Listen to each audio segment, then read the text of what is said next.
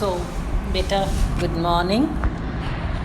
ਹੁਣ ਆਪਣੇ ਕੋਲ ਹੈ ਕਿ ਆਪਾਂ ਨੂੰ ਜਿਹੜੀ ਬਿਗ ਪੁਸ਼ ਹੈ ਉਹਦੀ ਜ਼ਰੂਰਤ ਕਿਉਂ ਪਈ ਹੈ। ਠੀਕ ਹੈ, ਉਹਦੇ ਵਾਸਤੇ ਉਹ ਕਿਉਂ ਪਈ ਹੈ ਕਿਉਂਕਿ ਆਪਣੇ ਕੋਲ ਇਨਡਿਵਿਜ਼ੀਬਿਲਟੀਜ਼ ਨੇ ਜਿਹੜੀਆਂ ਉਹ ਜਦੋਂ ਆਪਾਂ ਨੂੰ ਕੋਈ ਫਾਇਦੇ ਮਿਲਦੇ ਨੇ ਐਕਸਟਰਨਲ ਇਕੋਨਮੀ ਜੋ ਆਪਾਂ ਨੂੰ ਫਾਇਦੇ ਮਿਲ ਰਹੇ ਨੇ ਉਹਨਾਂ ਦੇ ਵਿੱਚ ਆਪਾਂ ਨੂੰ ਕੀ ਹੋ ਰਿਹਾ ਬੇਟਾ, ਕੁਛ ਇਨਡਿਵਿਜ਼ੀਬਿਲਟੀਜ਼ ਨੇ ਜਿਹੜੀਆਂ ਮੀਨ ਸਾਨੂੰ ਜਿਹੜਾ ਹੈ ਉਹ ਸ਼ੇਅਰਿੰਗਸ ਨੇ ਜਿਹੜੀਆਂ ਉਹ ਕਰਨੀਆਂ ਪੈਂਦੀਆਂ। ਹੁਣ ਉਹ ਸ਼ੇਅਰਿੰਗਸ ਦੇ ਨਾਲ ਸਾਨੂੰ ਕੀ ਦਿੱਕਤ ਆਉਂਦੀਆਂ ਨੇ। ਫਸਟ ਹੈ ਇਨਡਿਵਿਜ਼ੀਬਿਲਟੀ ਇਨ ਦੀ ਪ੍ਰੋਡਕਸ਼ਨ ਫੰਕਸ਼ਨ ਔਰ in the supply of social overhead cost. Social overhead cost ਕੀ ਹੁੰਦੀਆਂ ਨੇ, road, bridges, power supply, communication system etcetera, ਇਹ ਸਾਰੀਆਂ ਚੀਜ਼ਾਂ ਹੈ ਨਾ।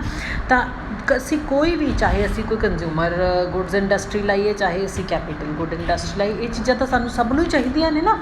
ਸੋ ਇਨਫਰਾਸਟਰਕਚਰ ਫੈਸਿਲਿਟੀਜ਼ ਨੇ ਜਿਹੜੀਆਂ ਉਹ ਸਭ ਨੂੰ ਚਾਹੀਦੀਆਂ ਨੇ, ਇਸ ਕਰਕੇ ਉੱਥੇ ਲੰਪ ਸਮ ਜ਼ਿਆਦਾ ਅਮਾਊਂਟ ਦੀ ਇਨਵੈਸਟਮੈਂਟ ਹੋਊਗੀ ਤਾਂ ਹੀ ਸਾਰਿਆਂ ਨੂੰ ਉਹਦਾ ਫਾਇਦਾ ਮਿਲ ਸਕੂਗਾ। ਸੋ ਰੇਲਵੇ ਨੈਟਵਰਕ ਹੈ ਉਹਨੂੰ ਸਪਰੈਡ ਕਰਨਾ ਹੈ। ਫੋਰ ਐਗਜ਼ਾਮਪਲ ਇਹ ਕੋਈ ਸਿੰਪਲ ਪ੍ਰੋਪੋਜੀਸ਼ਨ ਨਹੀਂ ਹੈ, ਉਹਦੇ 'ਚ ਬਹੁਤ ਜ਼ਿਆਦਾ ਕੈਪੀਟਲ ਹੈ ਜਿਹੜੀ ਉਹ ਇਨਵੈਸਟ ਹੁੰਦੀ ਹੈ। ਇਸੇ ਤਰੀਕੇ ਦੇ ਨਾਲ ਓਵਰਹੈਡ ਔਰ ਇਨਫਰਾਸਟਰਕਚਰ ਪ੍ਰੋਜੈਕਟਸ ਨੇ ਉਹਦੇ ਵਿੱਚ ਵੀ ਇਨਡਿਵਿਜ਼ੀਬਿਲਟੀਜ਼ ਆਉਂਦੀਆਂ ਨੇ। ਕਿੱਦਾਂ? Time process involving long gestation lag before investment actually becomes productive. ਦੇਖੋ ਅਸੀਂ ਕੋਈ ਇਨਫਰਾਸਟਰਕਚਰ ਹੈ ਜਿਹੜਾ ਜਦੋਂ ਪ੍ਰੋਜੈਕਟ ਲਗਾਉਂਦੇ ਮੀਨਸ ਰੋਡ ਬ੍ਰਿਜਸ ਬਣਦੇ ਨੇ, ਤੁਹਾਨੂੰ ਪਤਾ ਹੀ ਕਿੰਨਾ ਟਾਈਮ ਲੱਗ ਜਾਂਦਾ ਹੈ ਉਹਨਾਂ ਨੂੰ ਬਣਨ ਦੇ ਵਿੱਚ। ਲੌਂਗ ਜੈਸਟੇਸ਼ਨ ਲੈਗ ਹੁੰਦਾ ਹੈ ਜਦੋਂ ਚੀਜ਼ ਬਣਨੀ ਸ਼ੁਰੂ ਹੋਏ ਅਤੇ ਜਦੋਂ ਉਹ ਤੁਹਾਨੂੰ ਫਾਇਦਾ ਦੇਣਾ ਸ਼ੁਰੂ ਕਰਦੀ ਹੈ। ਸੈਕਿੰਡ ਹੈ ਹੈਵੀ ਮੈਕਨਾਈਜੇਸ਼ਨ, ਜਦੋਂ ਹੈਵੀ ਮਸ਼ੀਨਰਾਂ ਲਾਈਆਂ ਜਾਂਦੀਆਂ ਨੇ ਤਾਂ ਉਹਦੇ ਵਿੱਚ ਹਿਊਜ ਇਨਵੈਸਟਮੈਂਟਸ ਹੈ ਜਿਹੜੀਆਂ ਉਹ ਹੁੰਦੀਆਂ ਨੇ। ਦੈਨ ਇੰਟਰਡਿਪੈਂਡੈਂਸ ਹੈ between various types of investment projects like ਜਿਵੇਂ ਟਰਾਂਸਪੋਰਟ ਐਂਡ ਕਮਿਊਨੀਕੇਸ਼ਨ, ਉਹਦੇ 'ਚ ਪਾਵਰ ਇਰੀਗੇਸ਼ਨ ਹੈ, ਪਾਵਰ ਇਰੀਗੇਸ਼ਨ ਦੇ ਵਿੱਚ ਟਰਾਂਸਪੋਰਟ ਕਮਿਊਨੀਕੇਸ਼ਨ ਦੀ ਆਪਸ ਦੇ ਵਿੱਚ ਇੰਟਰਡਿਪੈਂਡੈਂਸ ਆਉਂਦੀ ਹੈ। ਸੋ ਬਿਕੋਜ਼ ਆਫ ਦੀਜ਼ ਇਨਡਿਵਿਜ਼ੀਬਿਲਟੀ ਜਿਹੜੀਆਂ ਲੈਸਟ ਵੈਲ ਕੰਟਰੀਜ਼ ਨੇ ਉਹਨਾਂ ਨੂੰ ਆਪਣਾ ਨੀਅਰਲੀ 30 to 40% ਟੋਟਲ ਇਨਵੈਸਟਮੈਂਟ ਹੈ ਉਹ ਇਹਨਾਂ ਸੈਕਟਰਸ ਦੇ ਉੱਤੇ ਕਰਨੀ ਪੈਂਦੀ ਹੈ। ਸੋ ਬਿਕੋਜ਼ ਆਫ ਦੀਜ਼ ਇਨਡਿਵਿਜ਼ੀਬਿਲਟੀਜ਼ ਜਿਹੜੀ ਟੋਟਲ ਇਨਵੈਸਟਮੈਂਟ ਹੈ ਉਹ ਤੁਹਾਨੂੰ ਵਧਾਉਣੀ ਪੈਂਦੀ ਹੈ। ਹਾਵਰ ਇਹ ਲੰਪੀ ਇਨਵੈਸਟਮੈਂਟ ਹੈ ਜਿਹੜੀ ਇਹਦੇ ਨਾਲ ਜਿਹੜੀਆਂ ਇਨਡਿਵਿਜ਼ੀਬਿਲਟੀਜ਼ ਨੇ ਉਹ ਤੁਹਾਨੂੰ ਆਉਂਦੀਆਂ ਨੇ ਤਾਂ ਜਿਹੜੀਆਂ ਤੁਹਾਡੀ ਗਰੋਥ ਲਈ ਜ਼ਰੂਰੀ ਹੁੰਦੀਆਂ ਨੇ। ਸੋ ਐਜ਼ ਇੰਡਸਟਰੀਲਾਈਜੇਸ਼ਨ ਜਿਵੇਂ ਇੰਡਸਟਰੀਲਾਈਜੇਸ਼ਨ ਹੋਈ ਜਾਂਦੀ ਹੈ ਉੱਦਾਂ ਸੋਸ਼ਲ ਓਵਰਹੈਡਸ ਨੇ ਜਿਹੜੀਆਂ ਉਹ optimally utilized ਹੁੰਦੀਆਂ ਨੇ ਤਾਂ slowing the cost of production in general and raising the rate of profitability, right? next ਆ ਬੱਚੇ indivisibility of demand। ਹੁਣ ਡਿਮਾਂਡ ਵੀ ਇੱਕ ਇੰਪੋਰਟੈਂਟ ਕਰੈਕਟਰਿਸਟਿਕ ਹੈ ਲੈਸ ਡਿਵੈਲਪਡ ਕੰਟਰੀਜ਼ ਦਾ। ਇਹਦਾ ਮਤਲਬ ਜਿਹੜੀਆਂ ਡਿਫਰੈਂਟ ਇੰਡਸਟਰੀਜ਼ ਨੇ ਉਹਨਾਂ ਦੀ ਇੰਟਰਡਿਪੈਂਡੈਂਸ ਹੋ ਜਾਂਦੀ ਹੈ regards the demand for their products. So interdependence of demand causes interdependence of investment decisions.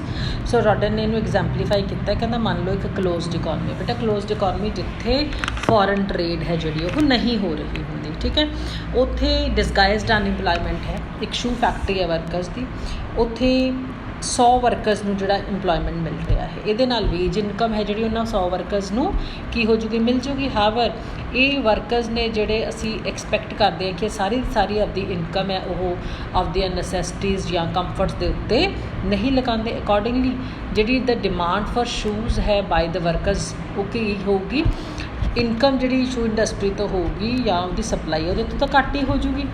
ਸੋ ਜੇ ਸ਼ੂ ਇੰਡਸਟਰੀ ਹੈ ਜਿਹੜੀ ਉਹ ਡਿਪੈਂਡ ਕਰਦੇ ਆ just on the demand by its workers, ਜੇ ਸਿਰਫ ਜਿਹੜੇ ਸ਼ੂ ਉਹ ਬਣਾਉਂਦੇ ਨੇ ਉਹ ਹੀ ਉਹਨੂੰ ਖਰੀਦਦੇ ਨੇ ਤਾਂ ਉਹ ਇੰਡਸਟਰੀਜ਼ ਜਿਹੜੀ ਆ ਉਹ ਸਰਵਾਈਵ ਨਹੀਂ ਹੋਊਗੀ। ਹਾਵਰ ਇਫ 1000 ਅਨਇੰਪਲਾਇਡ ਵਰਕਰਸ, ਜਿਹੜੇ 1000 ਅਨਇੰਪਲਾਇਡ ਵਰਕਰਸ ਨੇ ਜੇ ਅਸੀਂ ਉਹਨਾਂ ਨੂੰ ਕਿਤੇ ਕੰਮ ਦੇ ਦੇਵਾਂਗੇ ਤਾਂ ਉਹ ਵਰਕਰਸ ਨੇ ਜਿਹੜੇ ਉਹ ਕੀ ਖਰੀਦਣਗੇ, ਇਹ ਸ਼ੂਜ਼ ਜਿਹੜੇ ਬਣੇ ਹੋਏ ਨੇ ਇਹਨਾਂ ਨੂੰ ਖਰੀਦ ਲੈਣਗੇ, ਠੀਕ ਹੈ ਨਾ।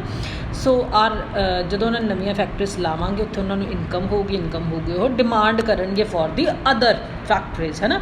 ਸੋ ਈਚ ਇੰਡਸਟਰੀ ਹੈ ਜਿਹੜੀ ਉਹਨੂੰ ਉਹਦੀ ਨੈਸੈਸਰੀ ਡਿਮਾਂਡ ਹੈ ਉਹਦੇ ਪ੍ਰੋਡਕਟ ਲਈ ਮਿਲ ਜੂਗੀ। So it is recommended that instead of making investment ਸਿਰਫ ਇੱਕੋ ਹੀ ਇੰਡਸਟਰੀ 'ਚ ਇਨਵੈਸਟਮੈਂਟ ਕਰਨ ਦੀ ਬਜਾਏ ਸਾਨੂੰ ਸਾਰੀਆਂ ਇੰਡਸਟਰੀਜ਼ ਦੇ ਵਿੱਚ ਬਿਗ ਪੁਸ਼ ਲਿਆਉਣੀ ਚਾਹੀਦੀ ਹੈ ਤਾਂ ਕਿ ਸਭ ਦੇ ਹੀ ਜਿਹੜੇ ਪ੍ਰੋਡਕਟਸ ਨੇ ਉਹ ਵਿਕ ਸਕਣ।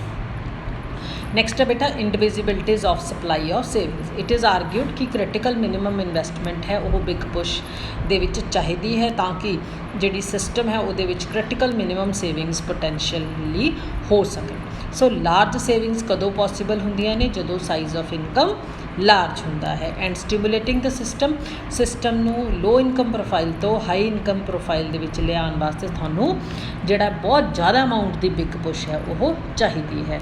ਸੋ ਰੋਜ਼ੈਂਟੀ ਐਂਡ ਰੌਡਨ ਕੀ ਕਹਿੰਦਾ ਹੈ, ਇੱਕ high minimum quantum of investment ਹੈ ਜਿਹੜੀ ਉਹ ਹਾਈ ਵੋਲਿਊਮ ਆਫ ਸੇਵਿੰਗਸ ਦੇ ਵਿੱਚ ਹੋਣੀ ਚਾਹੀਦੀ ਹੈ। ਅਗਰ ਉਹ ਨਹੀਂ ਹੁੰਦੀ ਲੋ ਇਨਕਮ ਡਿਵੈਲਪਡ ਕੰਟਰੀਜ਼ ਦੇ ਵਿੱਚ ਤਾਂ ਤੁਸੀਂ ਵਿਸ਼ਿਅਸ ਸਰਕਲ ਆਫ ਪਾਵਰਟੀ 'ਚੋਂ ਬਾਹਰ ਨਹੀਂ ਨਿਕਲ ਸਕੋਗੇ।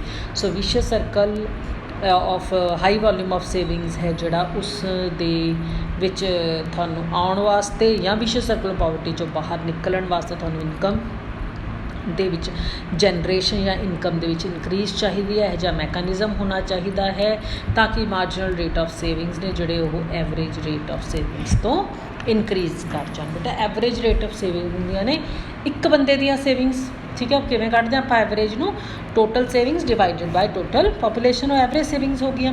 ਮਾਰਜਨਲ ਸੇਵਿੰਗਸ ਹੁੰਦੀਆਂ ਨੇ ਚੇਂਜ ਇਨ ਦ ਸੇਵਿੰਗਸ, ਠੀਕ ਹੈ। ਸੋ ਜਿਹੜੀ ਜਦੋਂ ਵੀ ਬੱਚੇ ਤੁਹਾਨੂੰ ਕਦੇ ਵੀ ਕੋਈ ਪੁੱਛਦਾ ਹੈ ਕਿ ਆਪਾਂ ਨੂੰ ਕਿਹੜਾ ਕੌਨਸੈਪਟ ਹੈ ਜਿਹੜਾ ਉਹ ਲੈਣਾ ਚਾਹੀਦਾ ਹੈ, then we should keep in mind ਕਿ ਜਿਹੜਾ ਮਾਰਜਨਲ ਕੌਨਸੈਪਟ ਹੈ ਉਹ ਸਾਨੂੰ ਐਕਚੁਅਲ ਪੋਜੀਸ਼ਨ ਬਾਰੇ ਦੱਸਦਾ ਹੈ, ਕਿਉਂਕਿ ਮਾਰਜਨਲ 'ਚ ਕੀ ਹੁੰਦੀ ਹੈ, ਚੇਂਜ ਆਉਂਦੀ ਹੈ। ਤਾਂ ਸਾਨੂੰ ਚੇਂਜ ਹੀ ਦੱਸੂਗਾ ਨਾ ਕਿ ਪਿਛਲੇ ਟਾਈਮ ਪੀਰੀਅਡ ਤੋਂ ਹੁਣ ਦੇ ਵਿੱਚ ਕਿੰਨੀ ਹੀ ਚੇਂਜ ਆਈ ਹੈ, ਠੀਕ ਹੈ। ਦੇਖੋ ਹੁਣ ਤੁਸੀਂ ਰੈਵਨਿਊ ਵਾਲਾ ਚੈਪਟਰ ਪਿਛਲੇ ਵਾਰ ਕੀਤਾ, ਪ੍ਰੋਡਕਟ ਵਾਲਾ ਕੀਤਾ, ਕੋਸਟ ਵਾਲਾ ਕੀਤਾ। ਆਪਾਂ 3 ਕੌਨਸੈਪਟ ਪੜ੍ਹਦੇ ਸੀ ਨਾ, total product, average product, marginal product, ਜਾਂ ਟੋਟਲ ਕੋਸਟ, ਐਵਰੇਜ ਕੋਸਟ ਅਤੇ marginal revenue, marginal cost. Similarly revenue ਦੇ concept total revenue, marginal revenue ਅਤੇ ਐਵਰੇਜ ਰੈਵਨਿਊ। ਦੇਖੋ ਇਹਨਾਂ ਸਾਰਿਆਂ ਵਿੱਚੋਂ ਜਿਹੜਾ ਮਾਰਜਨਲ ਕੌਨਸੈਪਟ ਹੈ, ਜੋ ਤੁਸੀਂ ਮਾਰਕੀਟਸ ਕੀਤੀਆਂ ਸੀ ਤੁਹਾਨੂੰ ਯਾਦ ਹੋਊਗਾ ਹੈ ਨਾ, ਆਪਾਂ ਕਿਹੜੀ ਅਪਰੋਚ ਲੈਂਦੇ ਸੀ, ਮਾਰਜਨਲ ਕੋਸਟ ਅਤੇ ਮਾਰਜਨਲ ਰੈਵਨਿਊ ਦੀ ਅਪਰੋਚ ਲੈਂਦੇ ਸੀ। ਤਾਂ ਮਾਰਜਨਲ ਕੌਨਸੈਪਟ ਹੈ ਜਿਹੜਾ ਉਹ ਤੁਹਾਨੂੰ ਬੈਟਰ ਸਿਚੁਏਸ਼ਨ ਬਾਰੇ ਦੱਸਦਾ ਹੈ, ਠੀਕ ਹੈ ਬੇਟਾ। So I think it is enough for you. 2 videos are over there for today, right? Tomorrow we will go with the implications and all that. Tomorrow this theory will be complete, ठीक है। So it's very small chapter. I'll take 2 days so that you can grasp it easily. Till then, goodbye, have a nice time, happy learning.